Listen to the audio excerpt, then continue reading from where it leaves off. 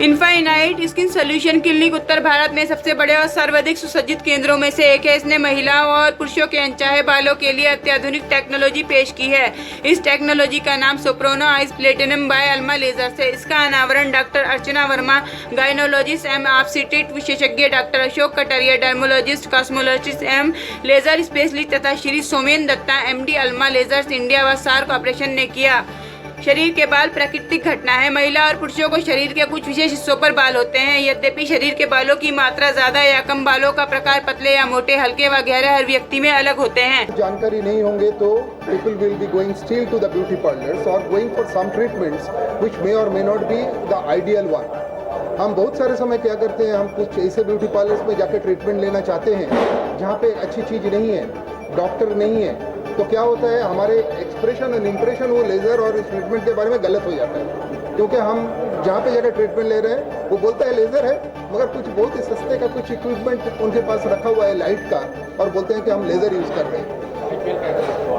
And क्या होता है, उसके कारण बर्न हो जाता है, उसके कारण बहुत सारे साइड इफ़ेक्ट्स हो जाता है और हमें आइडिया। तो हम चाहते हैं कि लोगों को मालूम हो कि ये लेज़र जो अपना ग्लोबली इतने बड़े पैमाने पे चलता है, मैंने जैसे बताया from Hollywood to Bollywood, every celebrity uses it. Okay, it's one of the topmost laser, not one of the top, the best and the latest laser which is available is also available at there. The people should take the benefit of it, and that's why we have the press conference.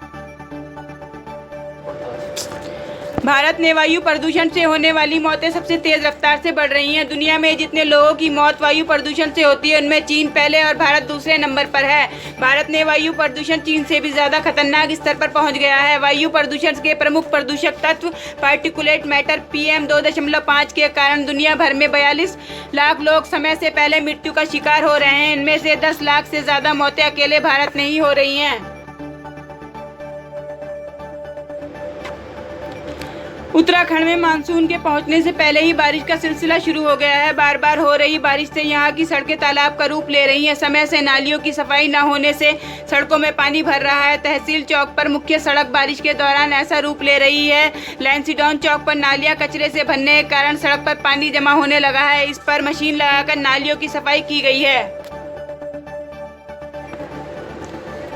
Srinagar के मुख्य इलाके में एक मस्जिद के नजदीक गुस्साई भीड़ ने पुलिस उपाध्यक्ष मोहम्मद अयूब पंडित की निर्वस्त्र कर हत्या कर दी। DSP ने जान बचाने के लिए गोली भी चलाई। उसे भीड़ से छुड़ाने के लिए वहां मौजूद सुरक्षा कर्मियों ने लाठियां भी भांजी, लेकिन नाकाम रहे। वहीं इस मामले में पुलिस ने 2 आरोपियों को गिरफ्तार कर लिया है, जबकि तीसरे की भी पहचान कर ली गई है।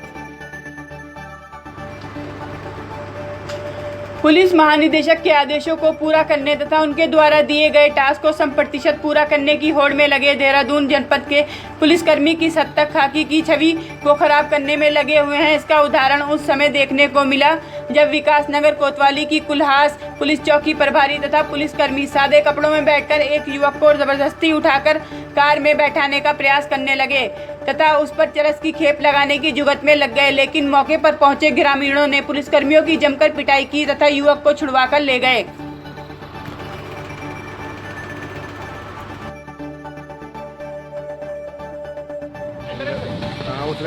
ऋषिकेश बद्रीनाथ मार्ग पर रुद्रप्रयाग के निकट सिलेंडर से भरे ट्रक में लगी आग, 200 सिलेंडर जले। ड्राइवर व कंडक्टर ने कूदकर बचाई जान।